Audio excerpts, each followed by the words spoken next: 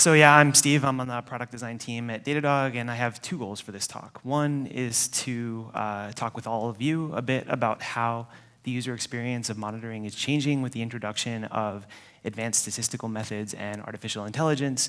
And as a designer, my goal is also to have the best looking slides here. And that's really the only thing I care about as a designer. So let's see how it goes. A little bit of housekeeping. I'm doing something in this talk that I've never tried before. I'm going to be sharing a bunch of actual design work, some prototypes that I've made in a tool called Framer. And if you want to access those, you can find them there. That is an L, like the L in Bitly. But if you go there, you can find the actual source code. And the keynote file for this presentation and a PDF of it are also there. I'll show this URL again a bit later in the talk. And if, like me, you aren't so comfortable shouting out questions in a room of 300 people, I'll try to check the Slack channel too, so the name of the Slack channel is there. So even though I've never been on call and I've never carried a pager, I feel like I'm one of you all. I've been designing monitoring tools for about 10 years now. This has been sort of a mini reunion. Marcus, who you just saw, we worked together at Opsmatic. Steve Strohs, who spoke yesterday, we worked together at Boundary. And so I've been doing this for a while. I've been designing monitoring products for across 4 companies and almost 8 years now. And I got addicted to the problem set really early. It's super technical, and it's a very fun design challenge because there's a lot of hard stuff to try to explain and to try to simplify, and that's really what this talk is all about. A little bit more context about Datadog. I spent the 7 years prior to this working at much smaller companies where we had no bandwidth to do this sort of exploratory design. So Datadog is about 700 people and about 300 on the engineering team. And so, again, just to kind of put some of this work in context, we actually have time to do this now. And I'll begin with a story that's probably very familiar to all of you, and that's the ways that infrastructure has changed in the 7 or 8 years that I've been in this space. So when Steve and I worked at Boundary, we had a literal server closet, and that hosted all of our traffic at that time. And so it wasn't long, though, that all that work moved up to the cloud and into AWS.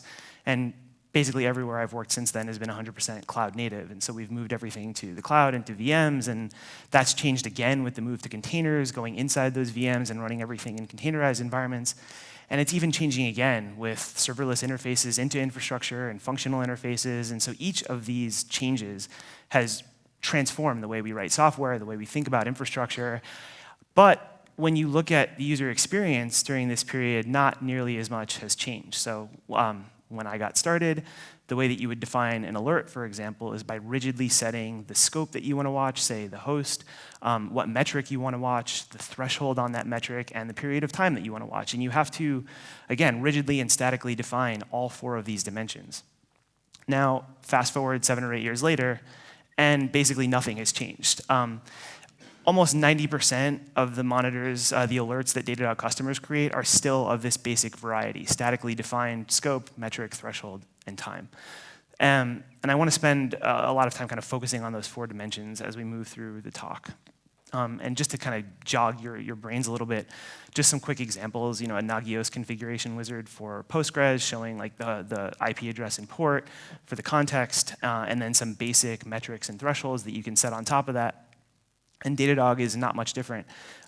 You set the metric that you want to watch here. I'm looking at Postgres connection count. You then set the scope or the host or hosts that you want to look at. And then you set the threshold that you want to watch and the period of time that you want to look at. So again, all 4 of these things being still rigidly and statically defined. And from here, I want to go actually back to a talk at the previous Monitorama in Portland just a few months ago, where Aditya from Stripe said this.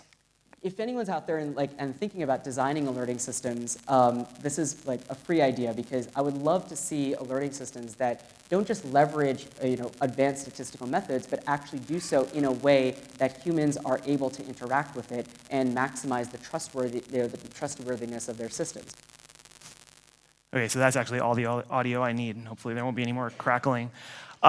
But I saw that talk right around the time I submitted the CFP for this Monitorama, and I got really excited because this is what I spend a lot of time thinking about, is how to make this stuff more tractable and understandable.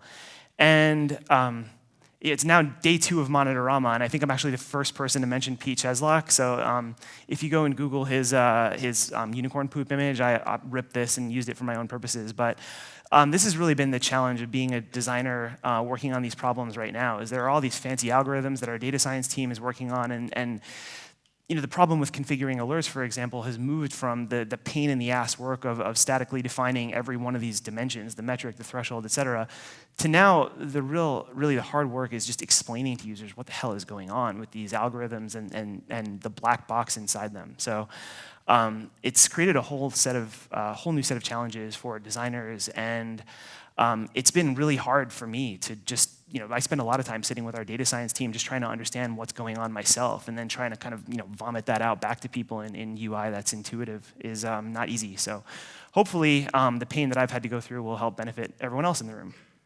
And again, I want to do this doing, 2 words that you don't often hear together, open source design. And it's only really recently become an option to do this. And it's something that I'm really excited about, so I'm going to digress for a moment and talk a little bit about design and what's been changing. So the prototypes that I'm going to be showing today are made in a tool called Framer, which is actually headquartered here in Amsterdam, which is kind of cool. And it's all based on code. The version that I'm using is based on CoffeeScript, sorry. And so it kind of makes this separation between the visual design and the interaction design. And so all the interaction design is code, but the visual design is not. But they have this brand new version that's in beta right now called Framer X.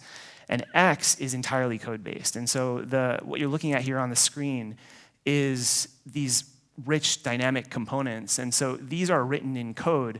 And if you look on the right side of the screen here, you can see some of the properties for each. So like that battery level meter has a little parameter where you can control the value of it. The loading progress bar has like a tick count thing that you can modify.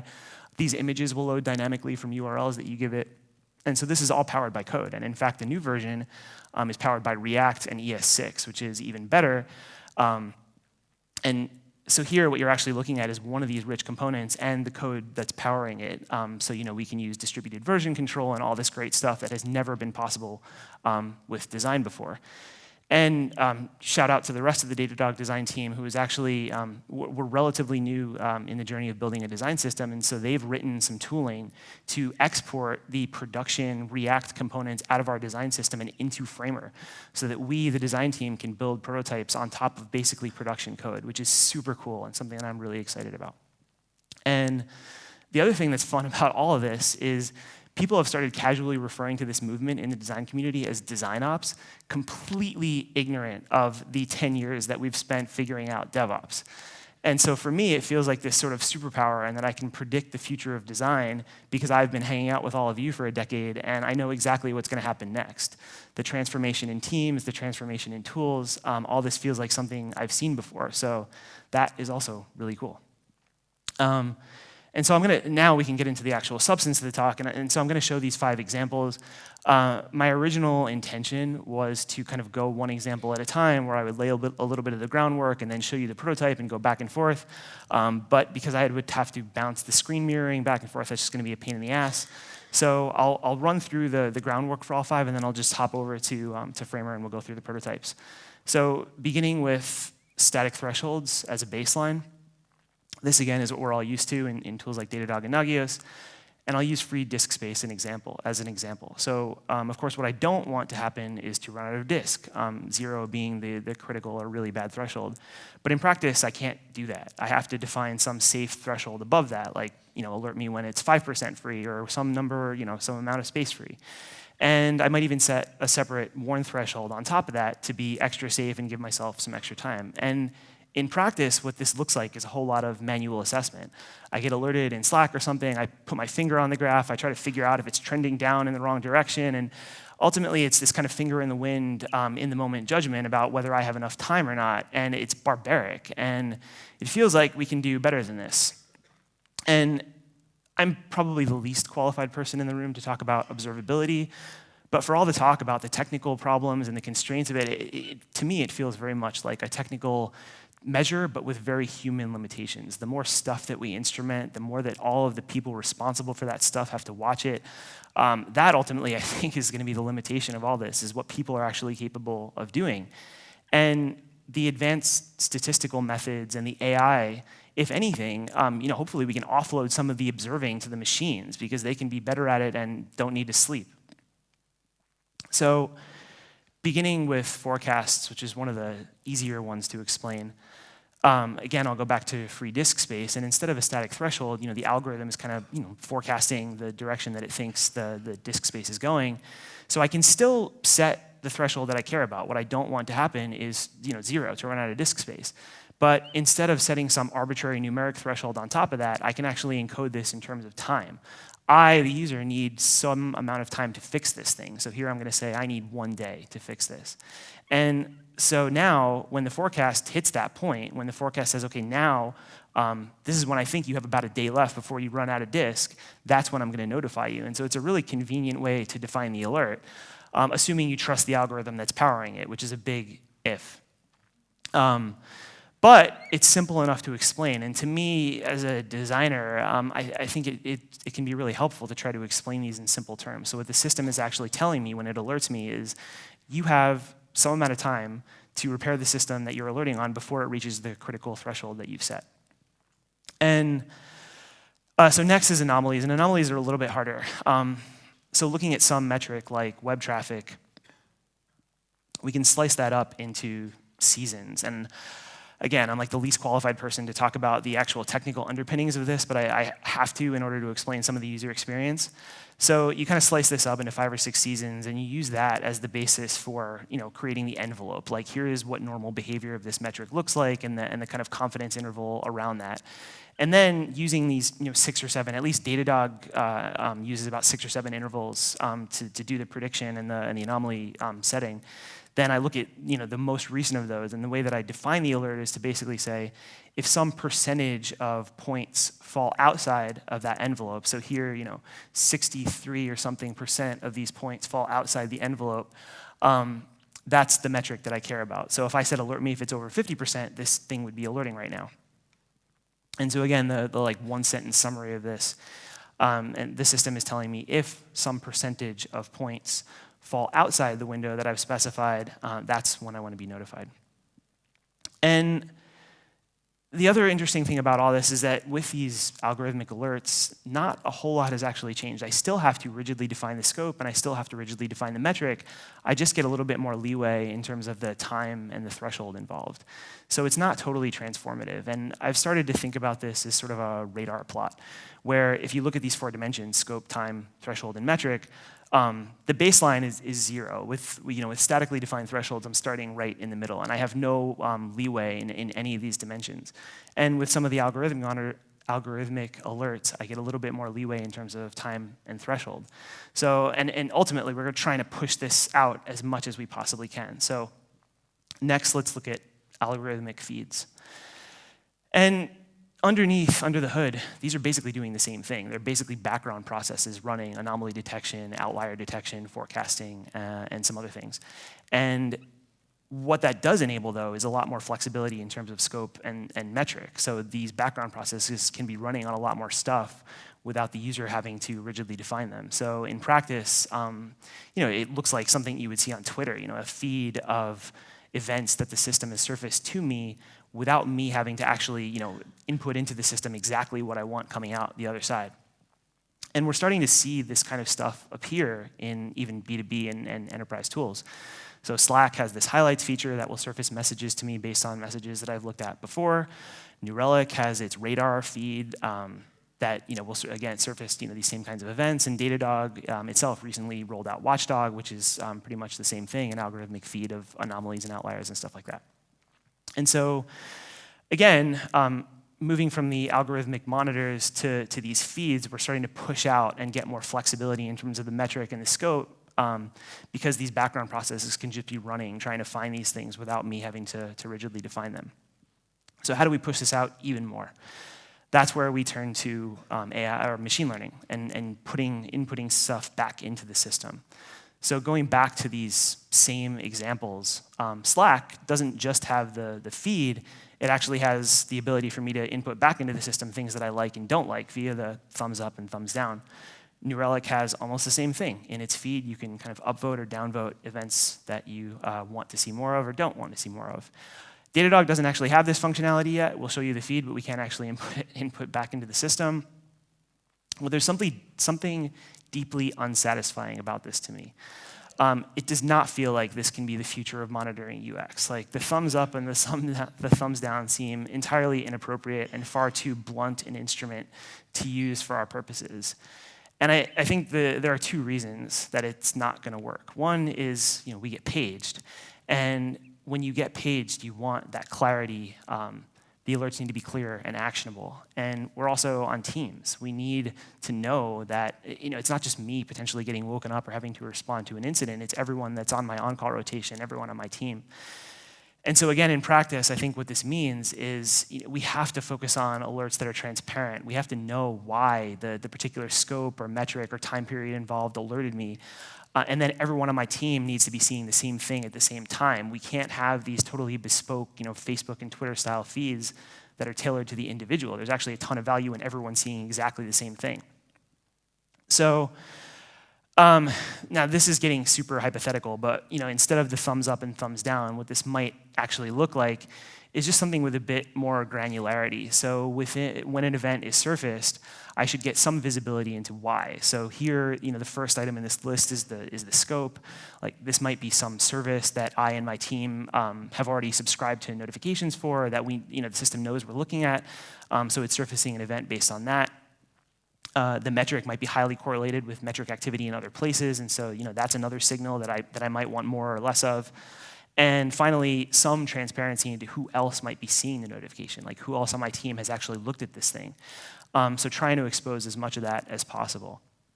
And I think that is the general direction that I see all of this going, gradually moving the needle in terms of matching the patterns and attributes of these events with the people that care about them. So an on-call engineer might care about a very short duration of time, whereas a manager or somebody responsible for capacity planning might care about a much longer duration of time. And similarly with certain services, obviously teams are responsible for those directly. That's one of the easier ones. But starting to unpack more and more of the attributes of these events and then pairing those notifications with the people that care about them. And ultimately, I think that's how this will get pushed out, that we'll finally get to the place where all of these things are fully algorithmic and defined by the system. And the only problem is at that point, I'll be out of a job. But until then, I'll continue to try to make the user experience of these systems better and better. And so with that, I'm going to jump into the demos. Here again is the URL if you want to follow along. And so there are a few of these. You don't need the desktop application, the Framer desktop application to do this. Sorry, I need to find my mouse pointer. There it is, okay. You don't need the desktop application. There's a web version of the prototype available, so you can kind of click through to that, and you can actually run the prototype in the browser. But I'm going to use the desktop application because it's a bit faster. Oh, now I have to, sorry, one second.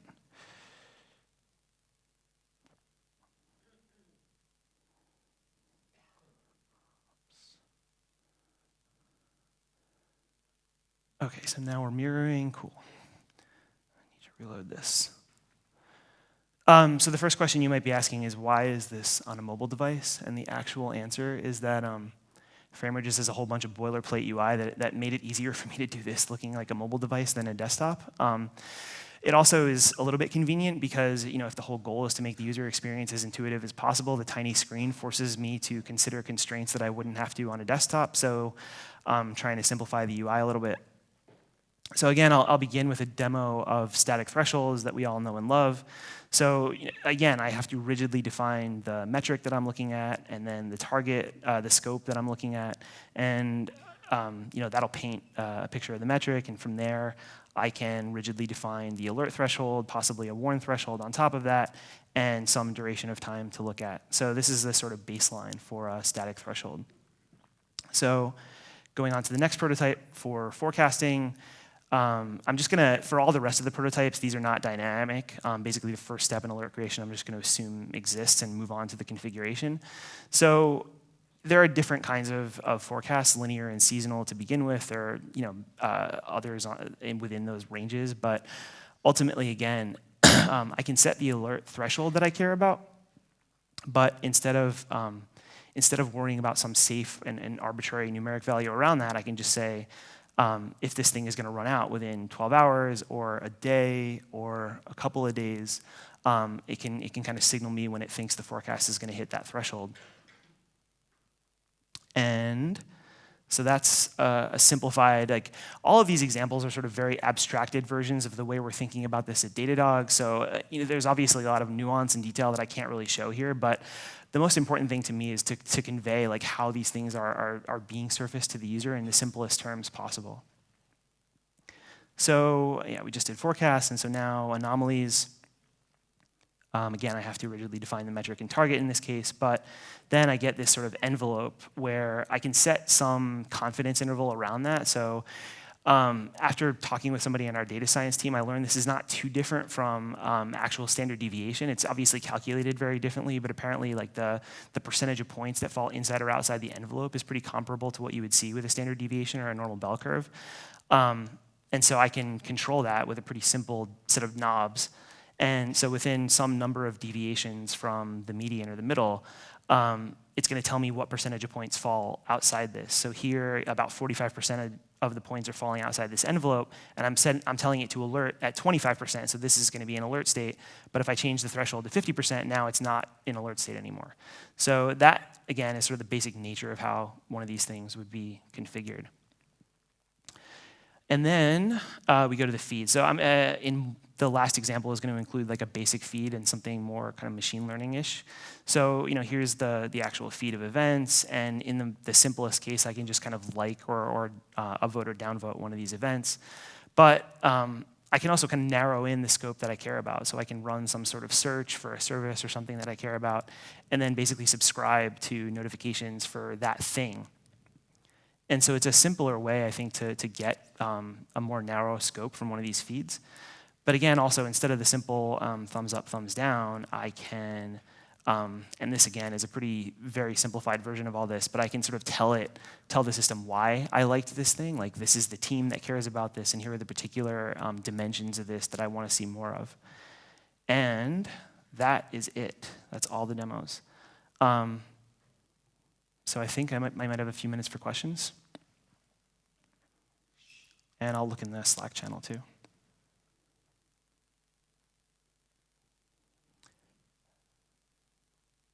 Any questions?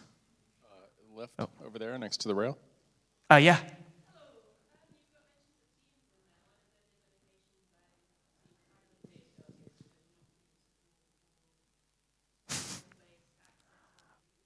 Yeah, it's... Sorry, could you repeat the question? Yeah, sorry, the question was, how are teams controlled? Like the talk makes mention of teams and how teams want to see different notifications, but in Datadog, and probably in other tools as well, it's actually hard to codify the definition of teams.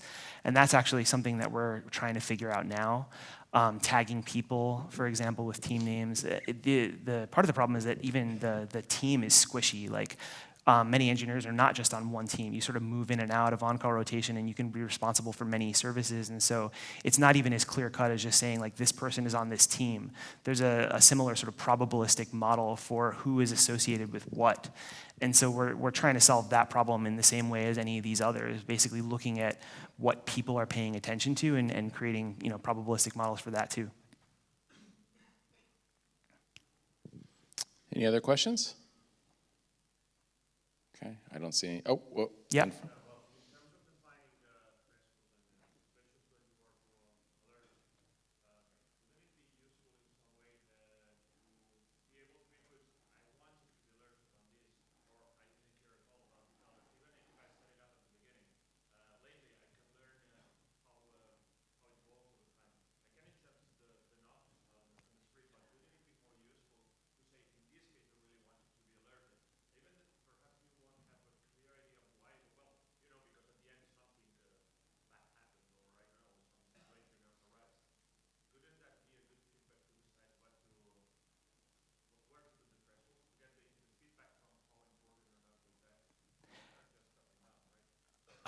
I'm not sure. Can you I don't know if you can summarize that into a question. I'm not sure that I can. I'm going to attempt to.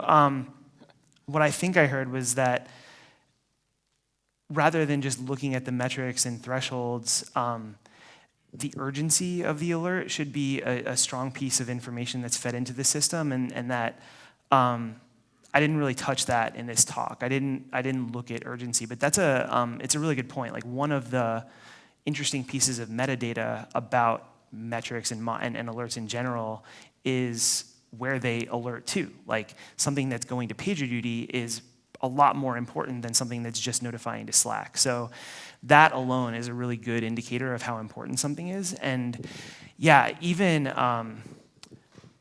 for those that use PagerDuty or some kind of tool to manage on-call rotation, just kind of scraping through that data to see who's on what. And this actually goes back to the team question as well. If you go and scrape through all those on-call rotations and see who's on call for what, you can get a pretty good sense of who, not just urgency, but actually who is responsible for those things. Okay, I think that's it. Thank you very much, Thanks. Stephen.